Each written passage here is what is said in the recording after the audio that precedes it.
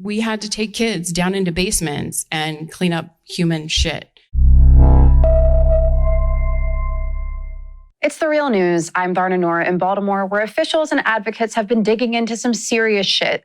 On Wednesday, City Council's Land Use Committee held an investigative hearing on the city's reimbursement program for basement sewage backups. Councilman Chris Burnett sponsored the resolution to have the hearing. This is a public health crisis that residents in the city of Baltimore have been impacted by for literally decades. The issue of wastewater backups into their home. When it rains in Baltimore, sewage flows into streams and into the harbor. The city is closing sewage outfalls into waterways to comply with a federal consent decree, but that's putting increased pressure on the pipes. So increasingly, wastewater is flowing into drain pipes and into people's homes. We never had any sewer backup problems until late 2017, 2018, and DPW decided to close off those outfalls. We had people and their kids going down volunteering to clean it up. When you look at who you can get to volunteer, you're taking teens, you're taking students, you're taking Boys and Girl Scouts. And again, thankfully, because Councilman Burnett had all of that information available for us, we had them all protected, but we had to take kids down into basements and clean up human shit. Last April, as part of the consent decree, the city created an expedited reimbursement program for residents experiencing these backups. But advocates say it's got some big problems. This program isn't working, and Baltimore deserves more.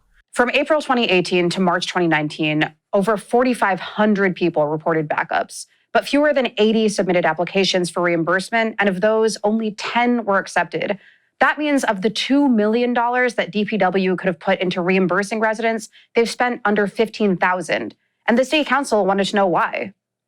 What happened to the other $1,985,000 set aside each year for the reimbursement program? They're sitting in an account year to year. Correct. And look, I get the frustration. We have to properly spend and protect those ratepayer funds, and we pay them out when we can determine and verify that there is a capacity-related event that qualifies for the system. It seems like there's something missing that we're not being told. It seems that many people don't know about the reimbursement program at all.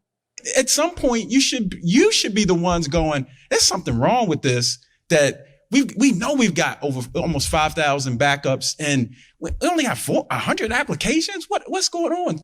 DPW says they plan to do more to spread the word.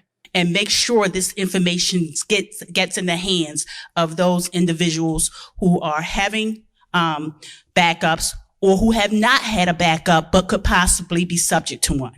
And the city could go beyond reimbursing residents. At the hearing, officials heard from a lawyer from Cincinnati. Over Skype, he explained that in his city, if residents call and say they have a backup, their city will send someone out to clean it up within 4 hours. This issue isn't anything new. Councilwoman Mary Pat Clark had experience with it in the 1960s. And it's one of the reasons I got into politics. I had these 4 kids. I was worried about their health. I was worried about me walking around in a basement full of sewage. Advocates say they hope this hearing helps the city put an end to this decades-old problem. It's an extraordinarily discouraging, disheartening problem. People should not be having to go through this, and people shouldn't have to come out for hearings over and over for multiple years to try to have the city provide a program that's adequate to the severity of this problem. So please make this the last time that people have to come out to a hearing and not see this problem resolved adequately.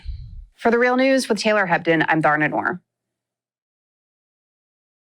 Hey everyone, my name is Arooj Sheikh and I'm the Development Campaign Manager at the Real News Network. If we're going to stand up to the corporate elites, then we need your help to make people-powered media. And that's why I'm asking you to please donate to the Real News Network. And while you're at it, hit the subscribe button. Thanks so much.